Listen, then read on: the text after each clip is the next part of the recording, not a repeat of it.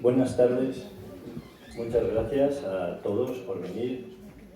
Estamos en otro tercer miércoles de mes de los promovidos por la Asociación Amigos del Reino Astur y dentro del ciclo Encuentros con la Historia del Reino Astur. Y a continuación le paso la palabra a Inés a fin de que presente a nuestro conferenciante de hoy y el título. Buenas tardes. Buenas tardes. Hoy tengo el honor de poder presentar a José María Manuel García Osuno y Rodríguez.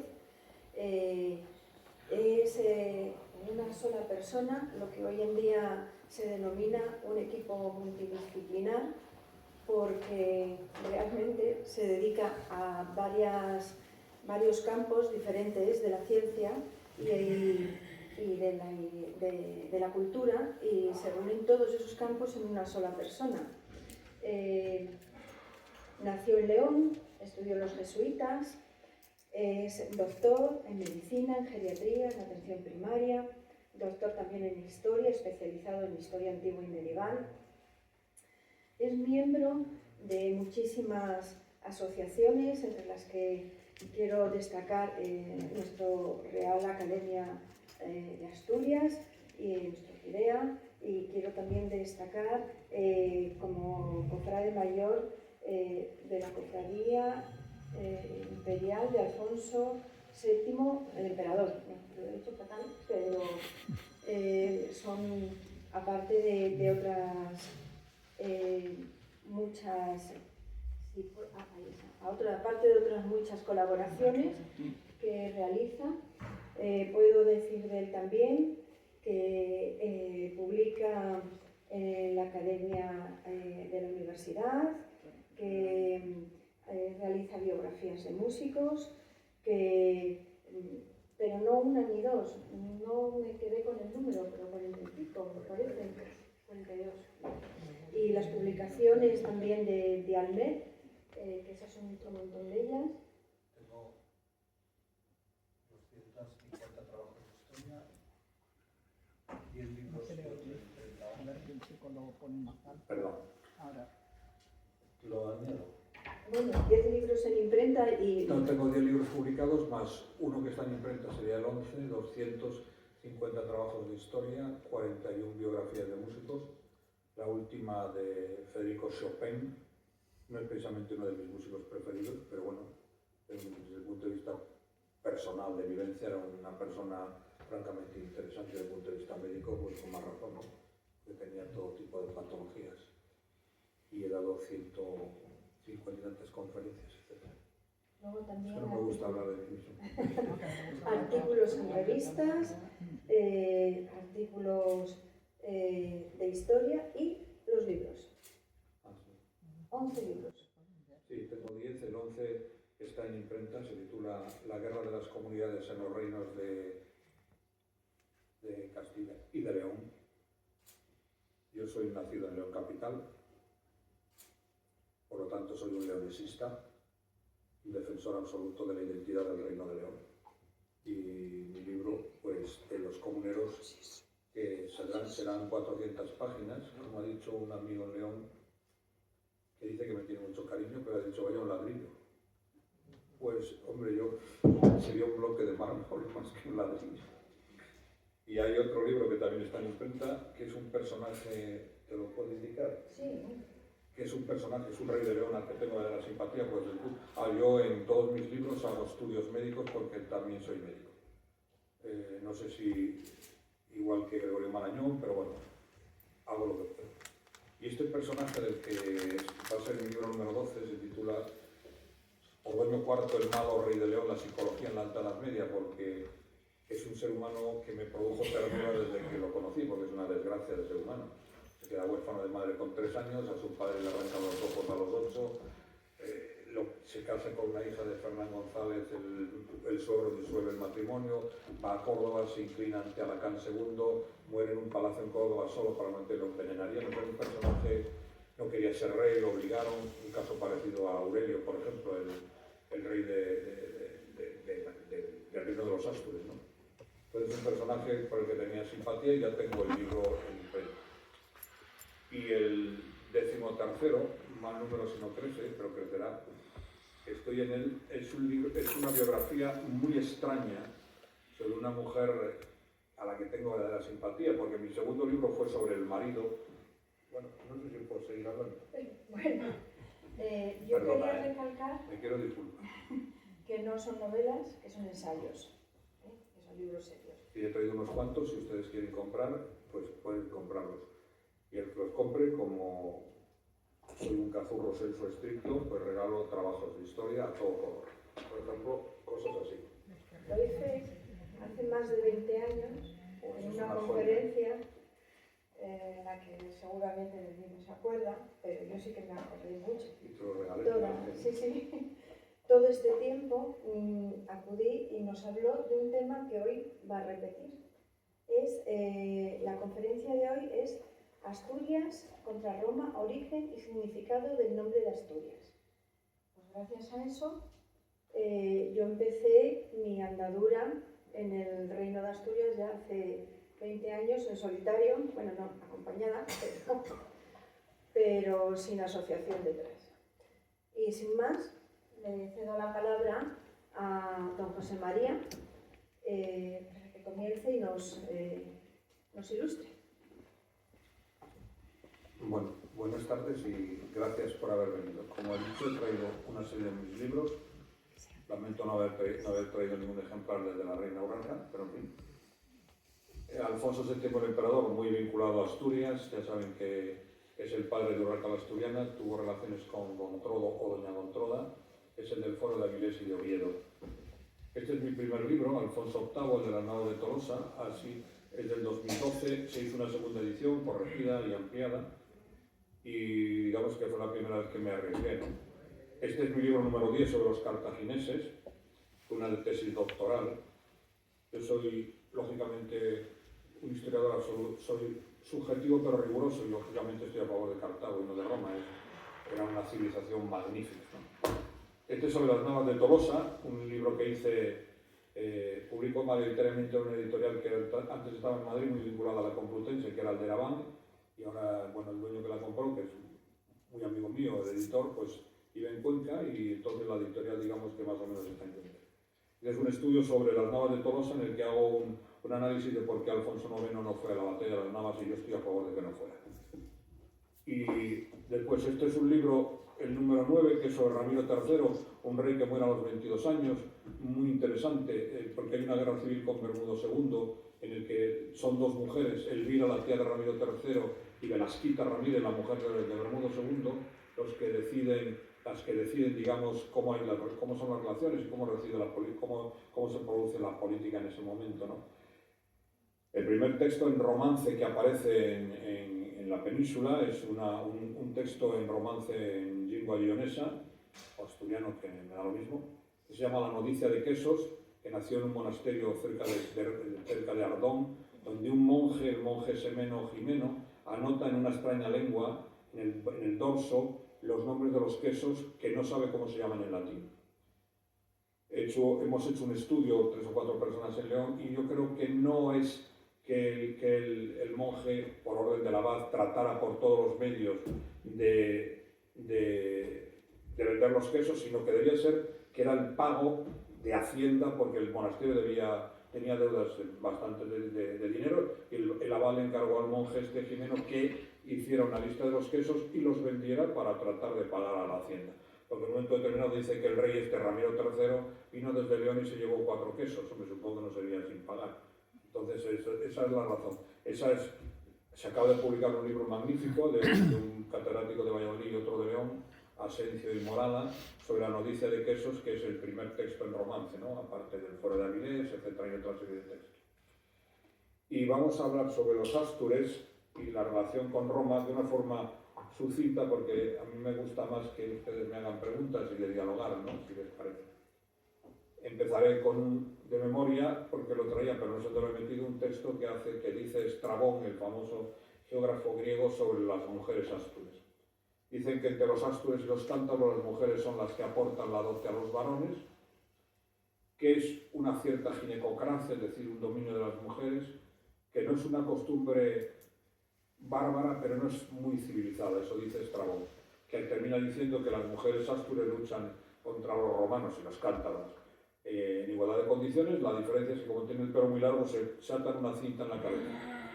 Y termina diciendo, yo creo que con un poco de desahogo por parte de Estrabón, que las mujeres astures y cántabras eran muy feas, pero habría que ver cuál es el concepto de belleza que tenía este griego.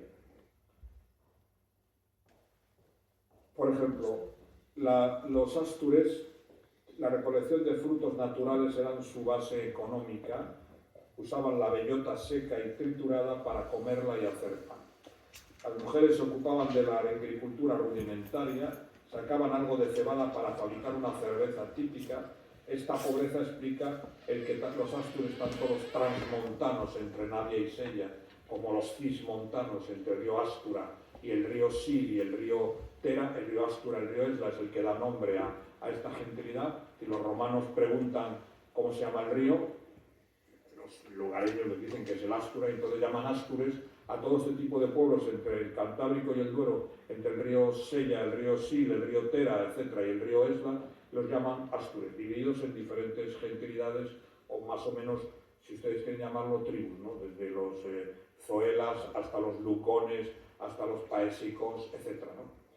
Hay dos capitales, Astur, una es Lancia, cerca de Villasabariego, que como dicen los historiadores romanos, Dion Casio y Floro, por ejemplo, es la fortísima ciudad de los Astures o de los Astures, la mayor ciudad de los Astures, y otra en el norte, que sería Lucus Asturum, el bosque de los Astures, que estaría cerca de Lugo de Llanera, donde había un pueblo que son los Lucones, de ahí vendrían los de Lugones. La cerveza que fabrican es una cerveza parecida a la que hacen los egipcios o los griegos, es decir, es una cerveza espesa que había que comerla con algún utensilio, no se podía beber, ¿no? Los Astures, tanto los cismontanos, que van a llamar augustanos, porque al tener oro, sobre todo los Astures Vergilium, en la zona del Bierzo, Augusto se va a dedicar expresamente a explotarlos y a sacarles el oro, haciéndoles trabajar, mientras que los Astures transmontanos van a quedar como senatoriales, dependiendo directamente del Senado de Roma, del Senatus Populusque Romanus, es decir, el Senado y el pueblo de Roma. Por eso, cuando se unían tanto los Astures transmontanos como los cismontanos para incrementar su nivel económico de alimento, hacían racias sobre un pueblo que tenía una gran capacidad, de una gran cantidad de trigo, que era en la Tierra de Campos, que es otro pueblo muy interesante prerromano, que son los vacios, donde también las mujeres tienen igualdad de condiciones o de igualdad de categoría que los varones, ¿no? Hasta tal punto, los vacios es un pueblo muy... Voy a escribir un libro, un trabajo sobre este pueblo, porque tenían una estructura muy especial. Es decir, todo lo que tenían lo repartían al final de cada cosecha y siempre daban más al que menos tenía. Iban de abajo hacia arriba. El que más tenía era el que menos recibía. Bien, consumían carne de cabra y grasa o carne de cerdo en grandes cantidades que completaban con la caza. En la familia predomina el derecho materno o ginecocracia. El hombre dota a la mujer, las hijas heredan y daban mujer a sus hermanos varones. Este tipo de estructura matrilineal es comparable, por ejemplo, a los de los iroqueses, que es una tribu, una confederación que está en el norte de Estados Unidos y Canadá. Es una tribu muy interesante. Algunos de los pueblos son, por ejemplo, los Senecas y los Mohawks, que son dos de los pueblos de las confederaciones de los iroqueses. Todo esto nos hace llegar a una estructura que es la del avunculado, es decir, la auctoritas del tío materno, por la clara preponderancia de la familia de la mujer. Existían varios tipos de matrimonios entre ellos. De visita, el marido empieza a abandonar la residencia de sus padres y grupo para ir a la de su mujer. Después, cuando consideraba la importancia económica de la familia de su mujer. Después de servidumbre, el marido pasa a ser amo y señor previo un tiempo de servicio de periodo en casa de su compañera. Otra estructura muy curiosa es la de la cobada, que consistía en que el hombre se acostaba con el recién nacido para resaltar y subrayar sus relaciones de derechos. El matrimonio era a la griega, es decir, monogámico. Comían sentados en bancos adheridos a los muros de las casas, en círculo, alrededor de la comida y pasándosela unos a otros, ocupando los puestos según la edad y dignidad, dignitas que dicen los romanos. La máxima autoritas estaba en el consejo de ancianos en la que las mujeres decidían quién conformaba este consejo de ancianos. Por lo tanto, tenían que aceptar la opinión del grupo de mujeres que decidían. A los condenados a muerte se les precipitaba desde una montaña y a los parricidas se les apedreaba fuera de los límites de las ciudades, de las urbes o de los campamentos o de los castros de los astures. Los astures libres, transmontanos y cismontanos, eran unos 240.000 más o menos. Las casas más abundantes eran de forma circular, de lajas de pizarra y alcanzando una altura de 4,50 metros, repartidas sin orden ni concierto en un recinto defendido convenientemente. Cubiertas de paja, utilizaban recipientes de madera para cocinar sobre piedras al rojo. Así, por ejemplo, cocían la leche. Vestían con sayos negros que les servían para cubrirse al reposar sobre los lechos que disponían en el suelo con hierba, paja u hojarasca. Las mujeres vestían con tejidos hechos de sustancias vegetales y de vivos colores. Según los romanos, sobre todo Estrabón, porque es Estrabón el que dice esto, eran muy feas y de características físicas sombrunas, pero claro, hay que ver el concepto y si es verdad lo que dicen, ¿no? Los hombres llevaban el pelo largo flotante y se ceñían con una banda para guerrear. Las mujeres también llevaban el pelo muy largo y llevaban una cinta que se ceñían para guerrear porque guerreaban en igualdad de condiciones contra los romanos con los varones. Se calzaban con unas abarcas, utilizaban muchas veces los orines de sus caballos, que eran los pequeños astures, los pequeños asturcones o los gigantescos tieldones con los cuales se enjuagaban la boca. El veneno del tejo les servía para el suicidio en caso de una derrota bélica, que se suicidaban. Sacaban a los enfermos a los caminos para que los viandantes que habían curado de la misma enfermedad dieran el remedio. Después de beber abundantemente durante la bebida, bailaban al son de una especie de flauta y de trompeta, todos juntos, un baile que consistía en agarrarse y luego agacharse y luego saltar. En las noches del plenilunio bailaban danzas y rituales religiosas en honor de la luna. Sacrificaban machos cabríos, caballos e incluso prisioneros en cantidades ingentes a un remedo del dios Ares o Marte, es decir, el dios de la guerra. Su armamento se circunscribía al dardo, etc., otro tipo de armas.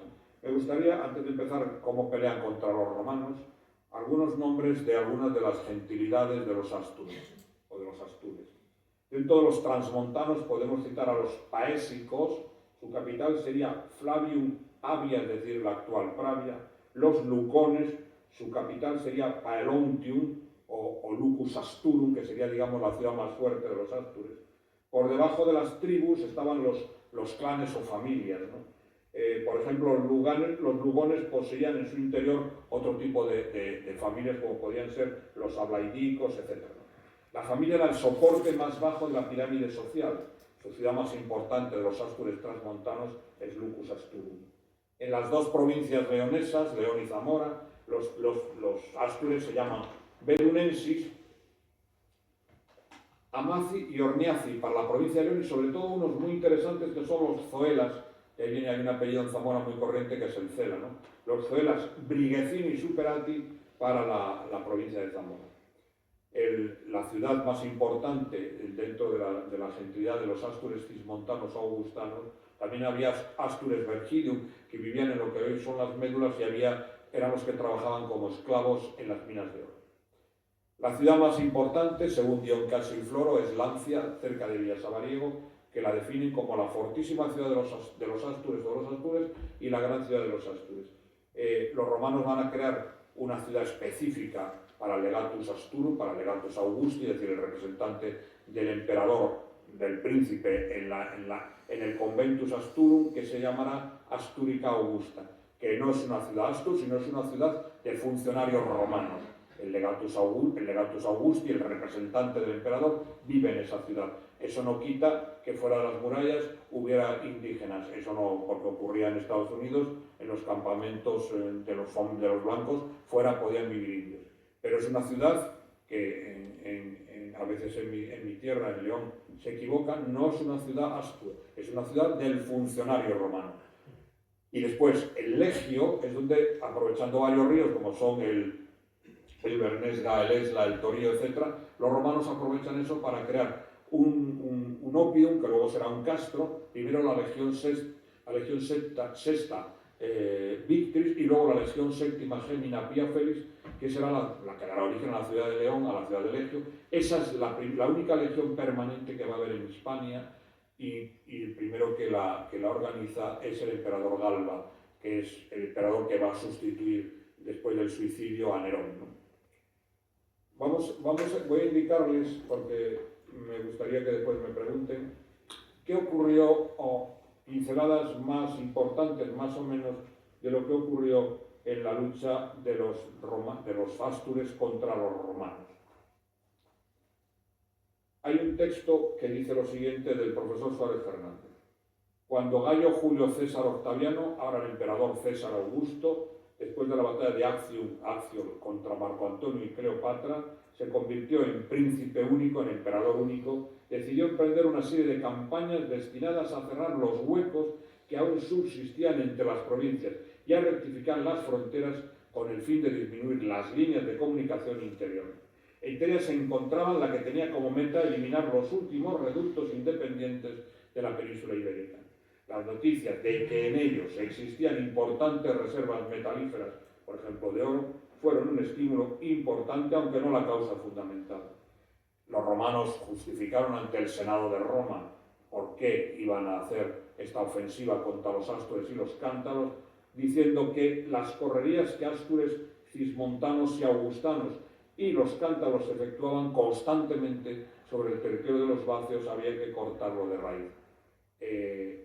Lógicamente, lo que pretendían era quedarse con las riquezas que consideraban que era fácil de conseguir, de obtener del oro que había en esta zona. Los cántabros fueron los primeros, los más duros y pertinentes en guerrear, quienes no contentos con defender su propia libertad, pretendían dominar también a los vecinos. Los cántabros tenían relaciones de vecindad, a veces bélicas o no bélicas, con pueblos como los vacios, los turmos y los autrigones. Los autrigones, caristios y bárbulos son los tres pueblos que ocuparían en este momento lo que hoy sería el País Vasco. Son pueblos vascongados, ya que los vascones no están en este momento en el País Vasco, sino que ocupan gran parte de Navarra, el sur de Francia y casi la mitad de la provincia de Huesca y un poco de la provincia de Lérida. Cuando en la Edad Media, en el siglo V o VI sobre todo, aparece un pueblo germánico en lo que hoy es el sur de Francia, que son los visigodos o godos del oeste, presionan sobre los pueblos que tienen al otro lado de la frontera, y los primeros que tienen son los vascones, que se ven obligados a emigrar a sitios donde donde tengan menos posibilidades de ser eliminados. Y esta zona serían las tierras vascongadas, donde puede ser que se mezclaran o no con los pueblos vascongados, que son caristios, bárbulos y autrigones. Vamos a pasar ahora a la relación bélica que tenían los ástures contra los romanos. Hay un texto muy interesante, como saben, hay una inscripción funeraria procedente de Bonn, en Alemania, de un soldado auxiliar astur, concretamente nacido en Intercatia, y que además, cuando la exposición Astur, se pretendió que el original, que está en el Museo de Bonn, viniera a Asturias y luego a León, y el canciller Helmut Kohl, pues debe ser que no se fiaba mucho, hizo una copia y nos regaló la copia, pero no nos dio el original. El texto lo hacen los padres por la muerte de su hijo, que es un hombre de 37 años de servicio y es un hombre muy joven, debe tener 40 años más o menos. Dice: Pintallo, hijo de Pedílico, astur transmontano de la aldea de Intercatia, portaestandarte de la cohorte quinta de los astures, de 30 años y 7 de edad y 7 de servicio, o sea, un hombre joven de 30 años, funeraria procedente de Bonn, Alemania, de un soldado auxiliar astur. Esto es lo que los padres hicieron, que además me encanta, porque está retratado está grabado tal cual era este joven astur, con su bigote, etc., ¿no? En el año 29 a.C., el legado romano Estatilio Tauro se halla ya en guerra contra ellos. Parece ser, como he dicho antes, que la razón aducida civilinamente por Roma estribaba en tratar de evitar la depredación y el posible bandidaje que los cántaros y los astures realizaban sobre el riquísimo territorio triguero de los vacios. Hablo demasiado alto, me parece, ¿no? Es que el trabajo de geriatra, y como están sordas las señoras, pues también trabajo de geriatra. Voy a procurar hablar más bajo. Es un pueblo del prerromano los Vacios de cultura céltica, no de etnia celta. Los Astures no es un pueblo de etnia celta, sí de cultura céltica, porque los celtas tienen un gran influjo. Ocurre poco más o menos como en Mesopotamia. En Mesopotamia hay varios pueblos, sumerios, acadios, babilonios, asirios, y el idioma que hablan todos por el cual se comunican es el acadio. No quiere decir que un asirio fuera acadio, sino digamos que era de cultura acadia. En el año 27, por lo tanto, las campañas comienzan a exigir un número mayor de tropas y la presencia del propio princeps, es decir, Gayo Julio César Octaviano, ahora el emperador César Augusto, que era un personaje con bastantes problemas de salud, porque concretamente en las campañas tiene que ir a Imperial Tarraco, a Tarragona, porque tiene un enorme cálculo renal en el ureter, entonces debía tener unos dolores enormes, consiguió expulsarlo, ¿no? Y eso es el momento, y esto es un paréntesis que hago, en el que uno de los jefes de los cántabros, que se llama Corocota, recibe la noticia de que César Augusto ha puesto precio a su cabeza, y da bastante dinero por su cabeza. Entonces este Corocota, que debía tener bastante sentido del humor, montó a caballo y con algunos seguidores se presentó en Tarragona, en Real Tarraco, y dijo: yo soy Corocote y vengo a cobrar el dinero que das por mi cabeza. A Augusto le hizo tanta gracia que le dio el dinero, una capa, 2 caballos y le nombró senador, porque claro, un sujeto que va a pedir que le des el dinero que has pedido por matarlo, pues Augusto dijo: bueno, este sujeto merece la pena, por lo menos tiene sentido del humor, ¿no? Hasta el año 19, en que todo el territorio cántabro-astur, o cántabro-astur desde el 27 al 19, quedó bajo la consideración de dedici. Se aplicaba a las tribus o pueblos indígenas sometidos por la fuerza de las armas, manu militari. Por medio de la deditio o dedicio, los derrotados entregaban sus cuerpos y bienes a Roma, y la potencia colonial romana se comprometía a defenderlos legítimamente, como si de la misma Roma se tratara. Y por medio de esta nueva situación, las familias de los cántabros y de los astures fueron bajadas a territorios llanos desde sus montañas para ser vigiladas. Sobre todo se aplicó este método a los belicosos, varones y mujeres, sobre todo en ciertas edades, por encima de 40 años, que podían armarse y crear problemas. La mayor parte del peso de la guerra lo llevó a la gentilidad astur-augustana o cismontana, porque sus hombres ya empezaban a nutrir los cuerpos auxiliares romanos, porque eran unos magníficos soldados. Los habitantes de Hispania siempre fueron unos magníficos soldados en la antigüedad. Hasta tal punto es así que Aníbal Barca el Grande, dentro de su ejército, coloca siempre en el centro a los galos, porque sabe que van a ceder. Y para que no cedan a ambos lados, coloca celtíberos, que hablan la misma lengua, es decir, los celtas hispánicos, porque van a conseguir que sus galos no cedan cuando se produzca el primer embate de las tropas de las legiones romanas. La gentilidad de los cántabros, sobre todo los vadinienses, que pelearon hasta la extenuación, recibió el mismo trato que la gentilidad de los astures. Uno de sus caudillos era Corocota. Y voy a leer sensu estricto el texto este que les decía. Augusto se irritó tanto, tal como dice Dion Casio, ¿no? Augusto se irritó tanto en un principio contra un tal Corocota, bandolero hispano, muy poderoso, que hizo pregonar una recompensa de 200.000 sestercios a quien lo trajese preso. En realidad era uno de los caudillos cántabros. Sin embargo, más tarde, Corocota se presentó ante él espontáneamente. No solo no le hizo daño alguno, sino que le regaló además aquella suma de dinero, 2 caballos, una túnica y le nombró senador. Y Corocota, como he dicho antes, se presentó ante Augusto en Tarragona y dijo que venía a cobrar el dinero que daban por su cabeza. Y 200.000 sestercios era muchísimo dinero. Augusto tendría, como siempre, la ayuda militar inestimable del gran almirante y su amigo Marco Vipsanio Agripa, nombrado como general en jefe a partir del año 19 a.C. Este se presentó ante los cántabros, acompañado de sus legados, penetró en sus escondrijos y les expulsó de sus reductos. La lucha fue muy dura y difícil. Al principio los romanos tuvieron muchas bajas, pues naturalmente estos pueblos utilizaban la guerra de guerrillas, para la que las legiones romanas no estaban acostumbradas. Por esta causa, Marco Agripa se vio obligado a retirar el glorioso nombre de Augusta a varias de las legiones combatientes. A continuación, las acciones bélicas serían despiadadas y ya la represión de los ástures y los cántabros fue terrible, enorme, y practicó Marco Agripa un auténtico exterminio de los varones cántabros y ástures en edad militar y de sus propias mujeres, porque sabía que iban a formar parte los dos sexos de la lucha y de la defensa contra los romanos. Roma aprovechó y amplió, embelleciéndola como nueva capital del Conventus Asturum a la urbe de Astúrica Augusta, para el ejercicio del poder de sus procuratores Augusti. Esto es algo casi nuevo. Ocurre, por ejemplo, en Judea. El famoso Lucio Poncio Pilato no es un procurator Augusti, es un prefecto del pretorio. Tiene otra categoría distinta, incluso tiene el jus gladi.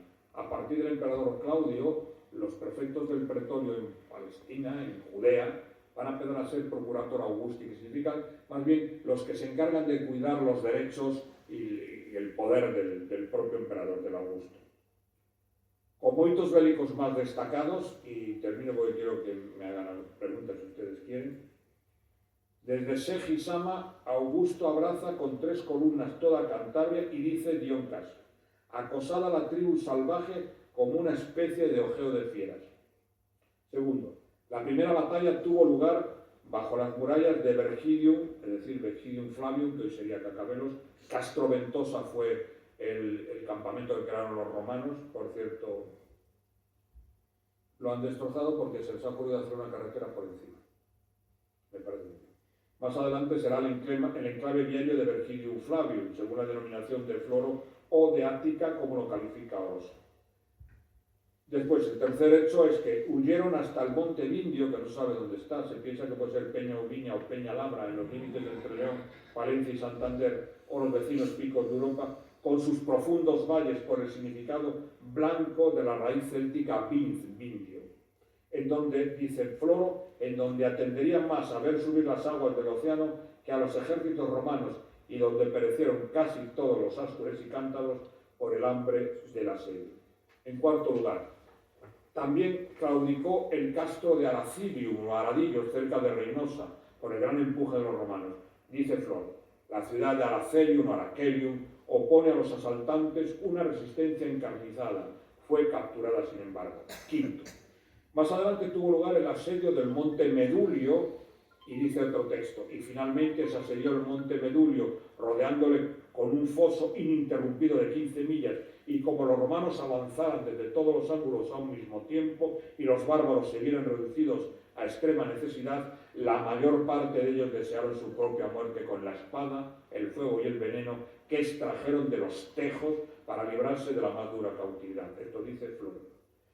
Tras acampar junto al río Astura, el río Esla, los ástures prepararon un plan muy inteligente, con el que hubieran aplastado a los romanos, pero fueron traicionados por los ástures, y no les gusta nada que se los recuerde uno, por los ástures de Brigaecium, que podría ser Benavente o Valderas. Los romanos sufrieron pérdidas importantes, parte de los fugitivos ástures se refugiaron entonces en su capital, Lancia, cerca de Villasabariego. Como dice Dion Casio y Floro, la fortísima ciudad de los ástures, la mayor ciudad de los ástures. El general romano Tito Caricio la dejó íntegra e incólume como testigo de su victoria. Y dice Oroso: por su parte los ástures, levantando su campamento junto al río Astura, habían abatido a los romanos con sus grandes proyectos y fuerzas si no hubieran sido traicionados y descubiertos, dispuestos para lanzarse de improviso contra 3 legados que estaban establecidos con sus legiones en 3 campamentos distintos. Divididos en 3 ejércitos similares en efectivos, fueron descubiertos por la traición de los suyos. Con posterioridad, cogidos de improviso, fueron derrotados por Tito Caricio, aunque no con pérdidas pequeñas para los romanos. Una parte de ellos, que logró escapar de la matanza, se refugiaron en Lancia, rodeada la ciudad, y dispuestos los soldados a entregarse a las llamas, el general Tito Caricio solicitó a los suyos que desistieran del incendio y obligó a los bárbaros a entregarse por voluntad propia. Séptimo, Augusto, obtenida la paz romana, cerró por segunda vez las puertas del templo de Jano. Era el Jano era el primer rey legendario del Lacio, de la región del Lacio, donde sus dos ciudades más importantes eran Roma y Alba Longa. Este personaje mitológico sería favorecido por el dios Saturno, el Cronos de los griegos, para poder ver el pasado y el porvenir. Se le representaba con dos caras. Su ejemplo o su templo en Roma solo se cerraba cuando la República Romana estaba en paz, dejando, por lo tanto, a Augusto a toda Hispania, era lo último que quedaba, sosegada y en la paz eterna. Y el texto dice: los cántabros y los astures rebeldes una y otra vez son sometidos. Como epílogo puedo indicar, según dice Plinio el Viejo, en cifras del año 77 después de Cristo, que el total de la población astur, como indicado antes, era de 240.000 personas, y la población esclava como mínimo igual cantidad. Roma varió el sistema económico del trueque a la monetarización. Se crearon las urbes y la explotación de los recursos se transformó en ganadera, minera y agrícola. La culturación de los hispanos es imparable. El emperador Galba, que fue asesinado por la Guardia Pretoriana, crea el 10 de junio del año 68 después de Cristo la Legio Séptima Gemina Pia Feris. Este Galba es un personaje muy curioso porque los historiadores romanos dicen de él que era el romano más feo de la historia. Y además debía ser bastante miserable porque prometió a la Guardia Pretoriana, que la Guardia Pretoriana era intocable, a subirles el sueldo y darles dinero, y como no les dio el dinero que pedían, pues la Guardia Pretoriana terminó asesinándolos, ¿no? Como hicieron con Vitelio y con Otón, los tres emperadores que terminan, digamos, la dinastía Julia. Otón era el primer marido que tuvo Popea Sabina, la mujer del emperador Nerón, que, como saben ustedes, falleció de una patada que le dio Nerón cuando estaba embarazada, y que no tiene nada que ver Popea Sabina con los relatos que se han hecho sobre su comportamiento, no tienen nada que ver. Esos textos los hacen Dion Casio y otros historiadores como Tácito, que son muy proclives a la dinastía que viene a continuación, que son los Flavios y sobre todo los Antoninos, que hay que poner por las nubes a Trajano y a Adriano, que no digo que no fueran muy buenos, y vilipendiar a la dinastía Julio-Claudia. Concretamente, Trajano, hago un paréntesis, probablemente sea el mejor emperador romano, es un hispano, hijo de un funcionario romano, pero tenía un defecto, que no es el mío porque yo soy astemio, que le gustaba mucho beber. Entonces firmó una norma en el Senado de que ninguna ley que hiciera estando borracho tenía ningún valor. Por lo tanto, si a uno le nombraba senador estando bebido, no tenía ningún valor oficial. Lo mismo va a hacer otro personaje muchísimo tiempo después, que medía 2,3 metros, que es el zar Pedro el Grande, que también le gustaba mucho la bebida, y entonces firmó ante la Duma que todo lo que hiciera estando bebido no tenía ningún valor. Y he encontrado el texto realmente original de Estrabón, y se lo voy a leer porque así no me lo invento. Entre los cántabros y los astures, dice Estrabón, es el esposo el que aporta, el texto traducido, claro, es el que aporta la dote a su esposa, y son las muchachas las que heredan y las que se ocupan de elegir las esposas para sus hermanos, lo cual supone una cierta ginecocracia o dominio de las mujeres. Estas no son costumbres salvajes, pero no son completamente civilizadas.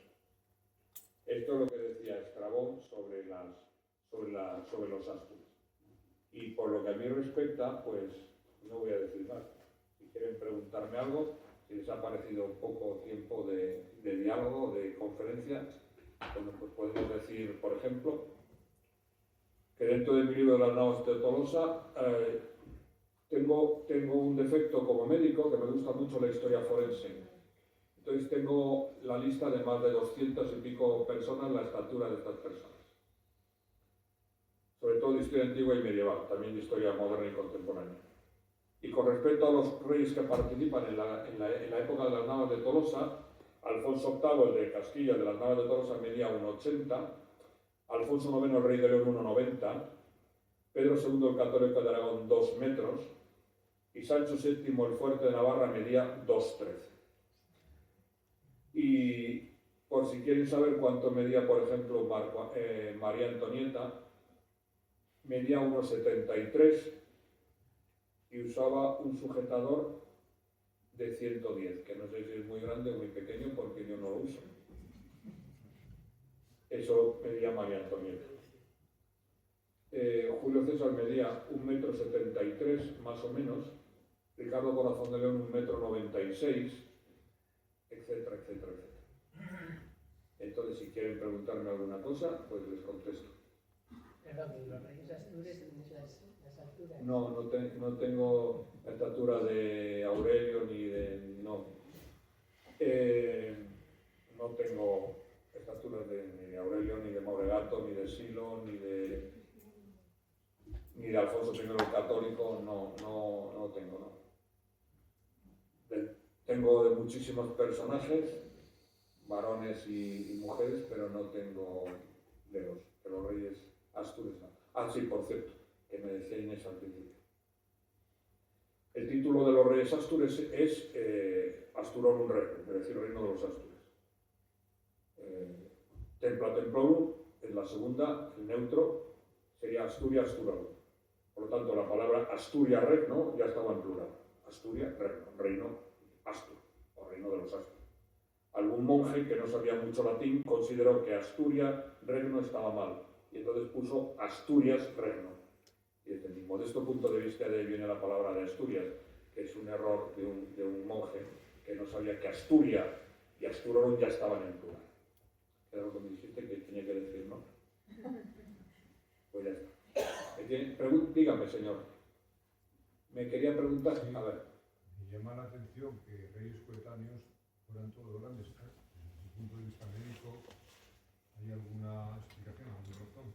Sería que comían mejor que el pueblo. Son grandes. Pero mire, voy a decirle a alguien que ya no era muy alto. Por ejemplo, Alfonso el Batallador, que es el marido de la reina Urraca,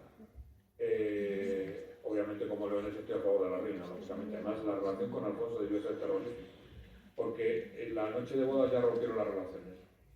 Y ella escribe al obispo Gelmírez y dice que mi esposo, el bárbaro celtibérico, intentó montarme como una yegua. Y entonces, como no lo dejó, él salió del palacio y ya no se volvieron a ver y estuvieron constantemente en guerra. Alfonso el Batallador medía unos 62 y su hermano Ramiro el Monje medía unos 60 y tenía artrosis. Pero, no sé, la estatura sería por el que comían mejor, supongo. Pero tengo muchísimas, lo que pasa es que no, me lo he dejado en Avilés, tengo muchísimas estaturas, porque me interesa mucho la historia forense. Por ejemplo, un personaje muy interesante como historia para cualquier médico, historiador médico tal, es Alfonso X el Sabio, que tenía todo tipo de enfermedades, desde un cáncer malar, insuficiencia renal, insuficiencia hepática, le faltaban los dientes, etc. ¿Por qué tenían esa estatura? Pues sería que comían mejor. Pero además no es muy difícil de saberlo, porque hay unas tablas, se mide el fémur y en función de esas tablas se sabe lo que medía el personaje. Bermudo III, el último rey de León, el joven que muere a los 21 años en la batalla de Golpejara, pues en la batalla de Tamarón, medía entre unos 70 y unos 75, etc. No me atrevo a levantar la tumba de Alfonso I el Católico en Covadonga, pues de acaso me detiene, para ver cuánto medía. Pero sí me interesa mucho la estatura. Mire, el fundador de Valladolid, el conde de León, Pedro Ansúrez, medía 2,3 metros. ¿Y podíamos saber todos nosotros qué actividad tenía? Pues sí, tiene las piernas así, igual que decir que montaba mucho a caballo. Pedro Ansúrez tiene las piernas con barras. Hatshepsut medía 1,55 y tenía artrosis. Estoy pensando en memoria, pero es que tengo tantos que ya no me acuerdo. Pero bueno, les ha parecido bien lo del sujetador de María Antonieta, supongo, ¿no? Muchas gracias por adentrarnos en el mundo de Roma aquí ahora. Sobre todo viniendo de un pro cartaginés, he hecho un gran esfuerzo para ser medianamente subjetivo objetivo. Elena es Roma, entonces, en cualquier caso. Sí, eso dijo Catón el censor, que yo les recomiendo a ustedes que miren la foto, el busto, porque es que es un personaje que, vamos, si la cara es el espejo del alma. La última hazaña de Catón, que cuando se produce el genocidio de Roma contra Cartago, porque eso sí es un genocidio, es decir, Roma trata de exterminar a los cartagineses y lo hace de la siguiente forma. llegan los embajadores, los enviados del Senado a Cartago y con cierta conmiseración dice: es que el mar os ha sentado muy mal, entonces vamos a hacer una cosa, vamos a destruir vuestra ciudad, la cosmopolita Cartago. Además los cartagineses eran muy inteligentes. ¿Cómo se llamaba su ciudad? Carhalas, que significa nueva ciudad. ¿Cómo se llamaba Cartagena? Carhalas, que significa nueva ciudad. Andaban con cuentos de ponerle, sino le ponían Carhalas a todo. Vais a retiraros unos 40 o 50 kilómetros del mar, vamos a destruir vuestra ciudad, no podéis sacar ni los muertos ni nada, y bueno, pues ya veremos a ver lo que hacemos. Y naturalmente los cartagineses no lo permitieron y se armaron para luchar contra Roma y fueron exterminados. Es decir, Roma tiene la idea de que hay que destruirlos. Y entonces, en uno de los momentos, Catón el censor, que por cierto tiene una especie de verruga enorme en la cara, como Marco Tulio Cicerón, Quíquero significa garbanzo, y parece que tenía una verruga también Marco Tulio Cicerón, o sus antepasados. Como Gallo Julio César, la palabra César parece que significa caballo en púnico, en cartaginés, y parece ser que un antepasado de César le mataron un caballo los cartagineses en la batalla de Trasimeno. Bueno, pues este Catón el censor, hiciera lo que hiciera, en un momento determinado viene de Sicilia, además que era un tramposo, viene de Sicilia con una cesta de higos y dice: estos higos los traigo de Cartago, hasta tan cerca están nuestros enemigos. De lo cual se deduce que Cartagine delenda ese, Cartago debe ser destruida. Y tanto influyó que llegaron a pensar lo que era lo correcto y terminaron destruyéndolo. Aunque un Escipión Násica, dice que es un error, porque si eliminamos a los cartagineses nos vamos a volver contra nosotros. Y efectivamente, las guerras civiles a partir de ese momento entre Pompeyo y César, o Sila y Mario, o Octaviano y Antonio son constantes en Roma. Perdone que le haya interrumpido. No, estupendo lo que decía también, hablando de, creo que en Asturias el oro, igual que en las Medusas, en Sonora, en Bierce, por ahí es parte importante, creo yo, de que Roma Muy importante. era por estos lares, y que a los legionarios se les pagaba en denarios, en el stipendium, digo, si hay alguna, usted conoce un poco, nos puede relatar un poquito qué opina del sistema, digamos, financiero romano, desde el mundo del oro, la plata y luego todas esas aleaciones, que me imagino que, claro, eran sestercios, pero los mezclaban con bronce, con fin, no era ya plata, sino incluso llegó a aleaciones de otro tipo, mucho más, de menos valor, oro y bronce, y bueno, todo este sistema financiero romano, que repito, fíjense lo que han hecho las Medusas, verdaderos esfuerzos de ingeniería, y aquí también, en la zona de novelas. Sí, pero esclavizando a los trabajadores, eran los que lo sacaban. Ya sabe usted que la máxima moneda es el talento, ¿no? Que yo me he molestado, porque soy muy curioso, me he molestado en saber a qué equivalía, pero no sé, es que desde que me dedico a la geriatría debo tener algún deterioro y me he olvidado la cifra, pero son millones de euros lo que era el talento. Sí, hay alguien que haya, porque yo creo, y por ahí me han sonado campanas de que, bueno, la decadencia de Roma, cuando va a Constantinopla, digamos, y se traslada a Bizancio, Sí. Constantinopla, Bizancio, Sí, Bizancio. y el tema griego, yo creo que de hecho incorporó la moneda de Constantino porque fue una debacle financiera. Sí, a ver, usted sabe perfectamente que en la ciudad de Roma, no me refiero a los 3 o 4 o 5 kilómetros de los límites, la ciudad de Roma en la época del imperio no trabaja nadie, es decir, hay un individuo, usted sabe que es el prefecto de la nona, que está creado exclusivamente para alimentar a la ciudad de Roma sin trabajar, es que no trabaja. Hasta tal punto es así que aparece en profesión. Claro, ¿eso qué conlleva? Pues una cierta inflación. Yo no soy economista, soy historiador. ¿Por qué? Porque las provincias trabajan para ellos. Por ejemplo, ¿eso qué motiva? Pues lógicamente que haya una especie de profesiones que no son aceptables en otras civilizaciones. Por ejemplo, en Roma aparece una profesión, es una profesión porque cobran, que se llama los salutatori o saludadores. Estos personajes, eran mayoritariamente varones, vivían del dinero que les pagaba un senador para una sola función: ir por la noche por las calles de Roma y al día siguiente contarle a su señor con quién se acostaba uno y con quién se acostaba otro, y qué romana se había acostado con tal y quién había engañado al marido o a la mujer. se llamaban los salutatori y cobraban por eso. Había una serie de personas que se encargaban de pintar y cobraban por ello de pintar en el foro, grafitis, por ejemplo.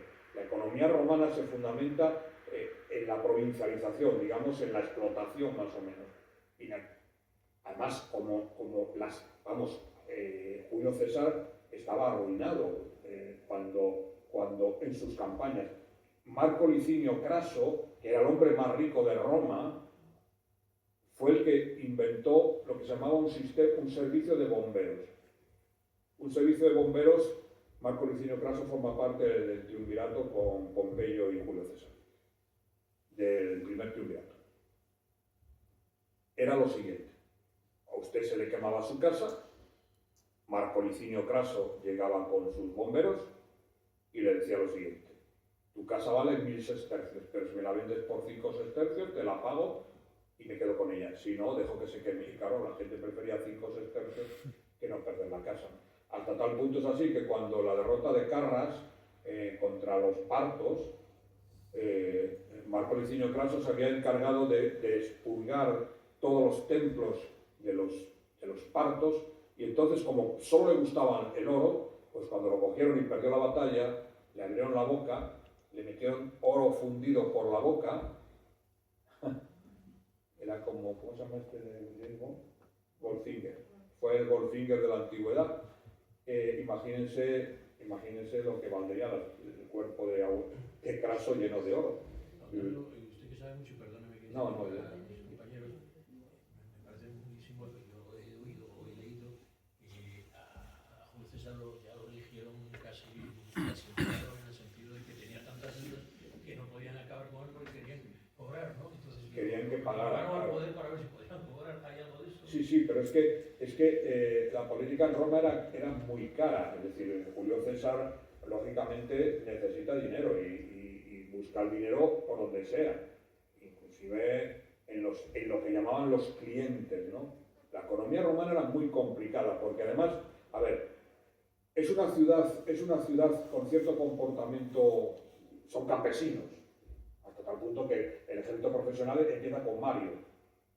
Los soldados de Mario, que es el tío abuelo de Julio César, los llaman los mulus marianus, los mulos de Mario, porque los llevaba cargados con la impedimenta, los hizo. Eso fue el primer ejército profesional. No había ejército profesional, había una batalla y cuando llegaba la hora de la cosecha, pues los soldados se largaban, con lo cual hubo que hacer un ejército. Yo creo que les sobrepasa el dominio, no están preparados, así como si lo está Cartago, u otras, Cartago lo está, o Asiria, por ejemplo, ¿no? Es otra de mis debilidades, o hititas. Los romanos no están preparados para este tipo de relaciones económicas. Han salido de una ciudad, son campesinos y enseguida tienen que pelear primero con los etruscos, luego con los samnitas, con los sabinos, con los latinos, etc., ¿no? Entonces les queda muy, muy grande ese tipo de cuestiones y van evolucionando, creando el derecho romano en función de cómo van avanzando, de cómo van creando, cómo van dominando, cómo van conquistando, ¿no?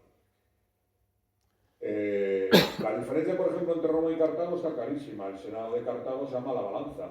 Luego era un imperio mercantil, comerciantes, hasta tal punto que tenían una balanza en la puerta del Senado, ¿no? Tenían una estructura distinta. Hasta tal punto es así que cuando se produce la guerra entre patricios y plebeyos es porque los plebeyos están sosteniendo la economía romana, hablo de la época de la República. Y lógicamente exigen, ya que sostienen la economía y sostienen el ejército, que sean bien tratados. Por eso los enfrentamientos entre patricios y plebeyos, y entre los plebeyos empiezan a formar parte del Senado. No sé si le contestar. Si quiere preguntarme alguna otra cosa.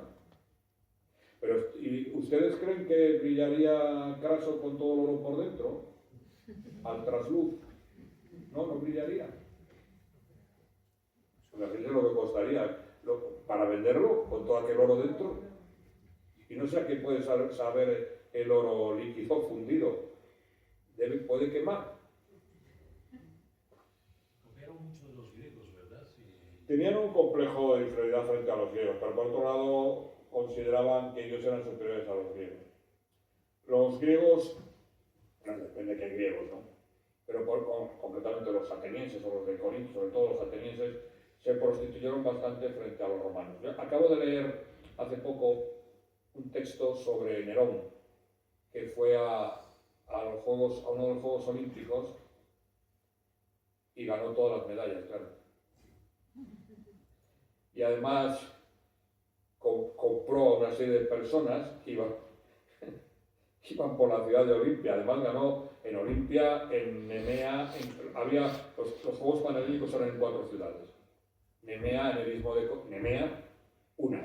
Corinto 2, en Olimpia, y los Píticos, había 4. Pues él ganó en todos los 4 juegos porque no tenía que ganar, le dieron todas las medallas, y incluso hicieron concursos de poesía para que él ganara también. Y concretamente en Olimpia compró a una serie de personas para que, pero bueno, es que Nerón tenía un sentido de la democracia muy especial, para que por la noche iban por las calles y dicen: ¿a quién vas a votar mañana? Ah, pues no lo sé, pues les zurraban, y claro, al día siguiente votaban a Nerón en todo, aunque no tirara la jabalina, aunque, por ejemplo, en la carrera de cuadrigas, Nerón ganó por goleada porque su cuadriga era de 10 caballos y la de los otros de 4. Y claro, con 10 caballos era un poco complicado, entonces la cuadriga se cayó, él se cayó al suelo, y entonces el resto de los carros esperaron a que él se levantara, montaran el carro para poder ganar la carrera. Eso con respecto a... ¿Alguna cosa más me tienen que preguntar? Pero está bien, así ganó todas las medallas. ¿Qué más? Bueno, yo sí que tengo una, A ver. que no sea muy... Dime. Pregunté yo. Todo este recorrido de resistencia contra Roma tiene un paralelo en resistencia contra los visigodos y un paralelo en resistencia contra los árabes, estas zonas. Vamos a ver, cuando entran los visigodos como pueblo germánico dominante y además arriano, obviamente tratan de imponer su estructura sociopolítica y cultural a los habitantes, a los hispanos romanos, es como se llaman, ¿no? Y entonces pues hay una cierta resistencia, lógicamente, ¿no? Pero hay más resistencia hacia el Islam, pues depende del momento. Los primeros musulmanes que entran, ahora los historiadores están muy en discusión con respecto a si hubo o no hubo. Los primeros que llegan son mayoritariamente bereberes, ¿no? Porque los árabes es la aristocracia, digamos. Y si hay resistencia, porque tratan de imponerte su forma de comportamiento, es lo que suele ocurrir. La aculturación conlleva violencia por parte del que recibe esa aculturación porque se defiende, ¿no? Eso. Y con respecto a la segunda cuestión que me importaba mucho a mí, que yo insistí en lo de Asturias, Astures, Astur, sería nombrar el reino de Asturias, el reino Astur, el reino de los Astures. Se ha vulgarizado mucho lo del reino de Asturias. Bueno, a mí me gusta más el reino Astur, pero bueno, no el reino Astur, que el reino de Asturias, pero no tiene. Por ejemplo, uno de mis maestros, que me escribe alguno de los prólogos de mi libro, que es el profesor Fernández Conde, mi amigo Javier Conde, pues él dice reino de Asturias. Bueno, a mí, senso estricto de forma más ortodoxa sería reino Astur, eso es como debería decirse. No reino de Asturias, pero bueno. Pero puestos a aberraciones en cuanto a tratamientos, hay una aberración gigantesca que es la corona de Castilla. La corona de Aragón no ha existido jamás, es una invención, no existe, es una invención. Y no es porque yo sea de León, que lo soy. La corona de Castilla es la unión de reinos, y dicen los castellanistas. ¿Y cuál es la unión de reinos? Hombre, pues reino de Castilla, condado de Castilla, no hay mucho Castilla, eso está para empezar. No hay ningún texto que defina, y menos la corona de Aragón, tampoco. Fernando el Católico habla de los 1000 reinos de Aragón, ¿no? Sí. Mi segundo libro fue una biografía del rey, ¿no? Que en Oviedo están utilizando en la universidad porque, bueno, creo que el libro está bastante bien. Y él dice los reinos de Aragón. Y además Fernando el Católico es ciertamente un provocador, porque cuando está en Toledo habla siempre de los 1000 reinos de Aragón y suele hablar en catalán, por eso en Toledo los clérigos lo llaman el catalán, porque él habla en catalán en Toledo, ¿no? Para provocar. Yo diría reino Astur, con todo respeto, y reino Astur. Yo es como lo digo en mis libros, ¿no? Es como creo que debería decirse, sensu estricto, ¿no? ¿Alguna pregunta? Estamos nosotros. Sí. Pero pregúntenme alguna cosa más, no sé, lo que quieran, no sé. ¿Echaremos al entrenador de la cultural? Pues a ver, lo echamos, que no nos vendemos. El término entonces de Astur tiene un origen. ¿Se puede decir Astur o Astur? Bueno, a mí me gusta más Astur, pero no es que sea correcto lo que yo diga. Astur o Astur se puede decir de... Pero está relacionado con un topónimo. Sí, está relacionado con el río Astura o Astura, ¿no? Que es el río Esla. Es decir, son los romanos los que ponen ese nombre a aquellos gentilidades que se parecen mucho en su comportamiento sociológico y sociopolítico y que están alrededor del río Astura. Es Roma la que bautiza a esos habitantes de esa zona. Los romanos son los que, por ejemplo, si hablamos de otro pueblo de la antigüedad, los cartagineses nunca se llamaron a sí mismos cartagineses, jamás. Ellos se llaman a sí mismos chananí, que se podría traducir por cananeos, porque bueno, su origen es Tiro y Sidón, que es el Líbano, son los fenicios. Ellos a sí mismos se llamaban como chananí. Lo de púnicos o fenicios se lo ponen los romanos, digamos, son los imperios más o menos los que califican, porque a veces no saben cómo se pronuncian.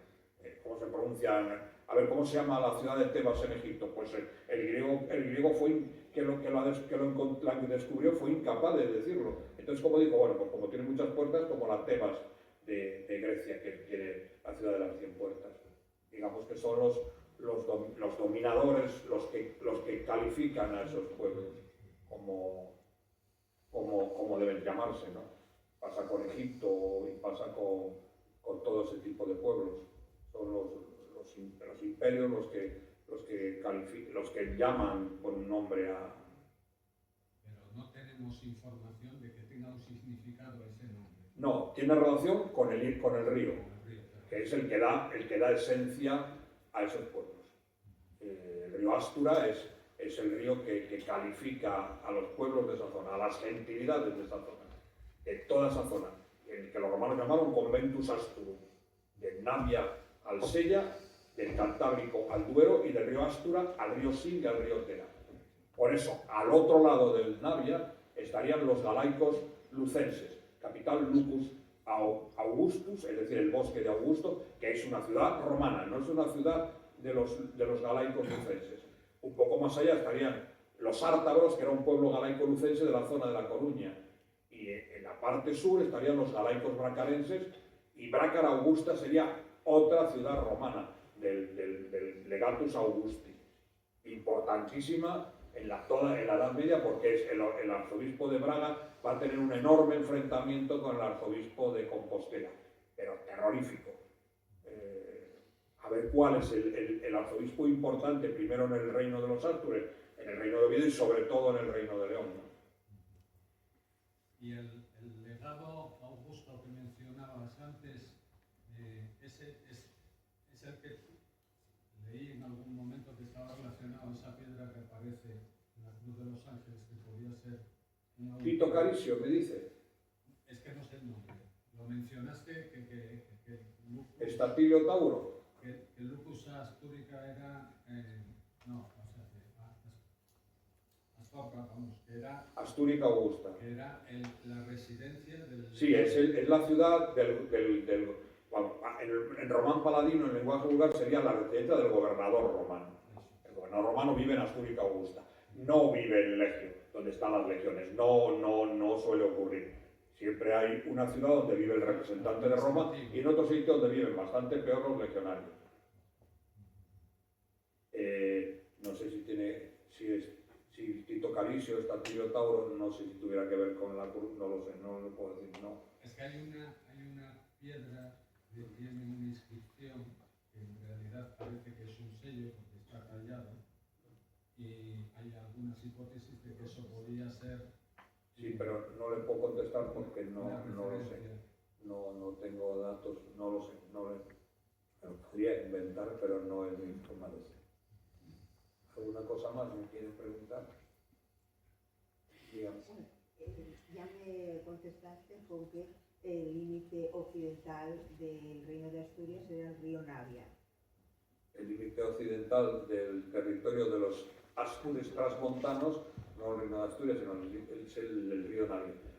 Pero es correcto, es decir, no, nosotros no. ¿Y qué me estaba preguntando? Roma tenía una ingeniería de comunicaciones muy interesante. Sí, además los ingenieros eran muy importantes. No, los pueblos primitivos tienen los ríos como límites. Entonces, del río Sella al río Navia prácticamente no hay ríos importantes, Nalón, Caudal, pero no tiene una importancia. Entonces, los pueblos primitivos utilizan los ríos.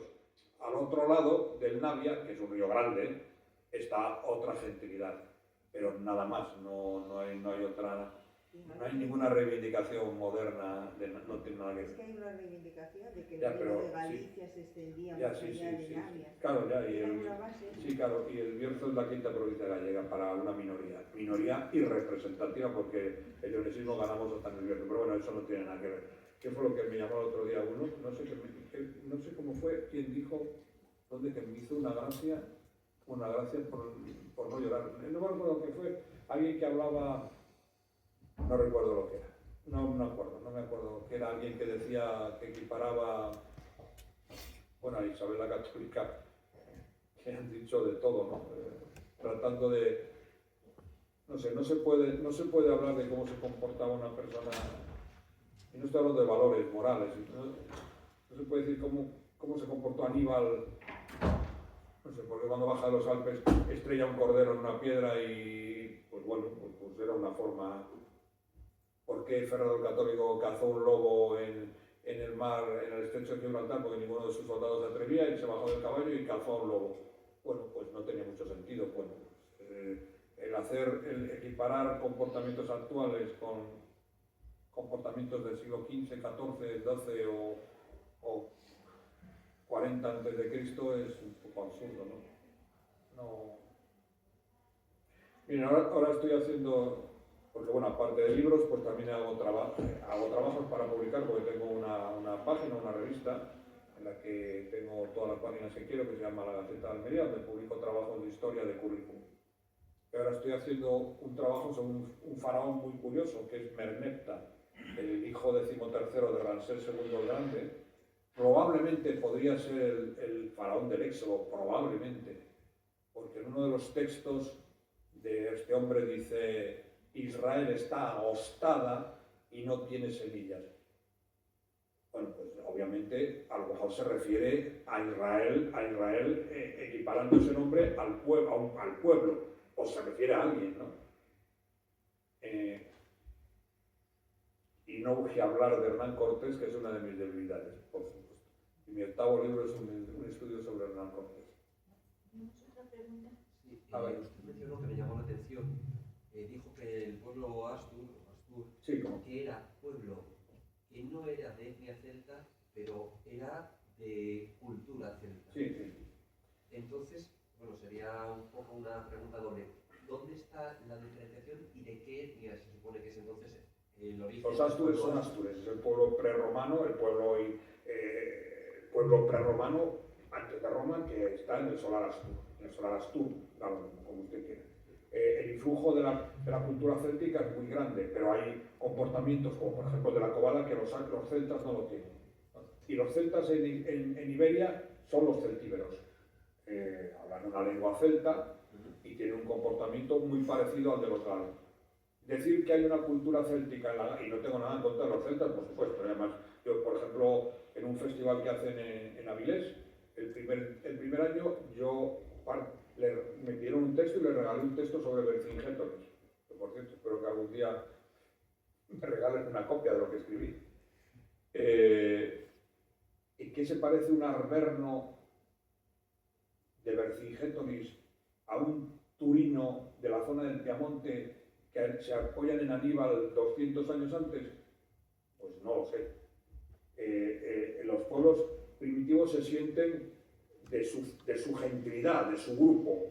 No tanto es Roma o Cartago el que dice a los sículos de Mesina, de Palermo, de Panorno, de Catania, sois todos del mismo pueblo. Ellos se sienten de su propia gentilidad, de su propio grupo étnico, de su propia gentilidad, de su propia tribu.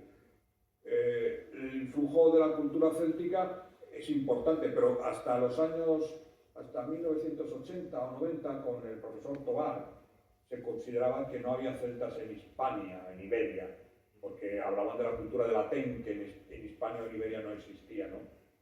Pero no tengo nada en contra de que, bueno, pues digan que los astures tenían cultura céltica, si la tienen, indudablemente, pero las armas no se parecen, y culturas sociológicas que tenían los celtas tampoco. Pero, por ejemplo, los belgas, que es un pueblo galo, se parecen muy poco, por ejemplo, a los, no sé, a los boyos o a otros pueblos, ¿no? Parecidos.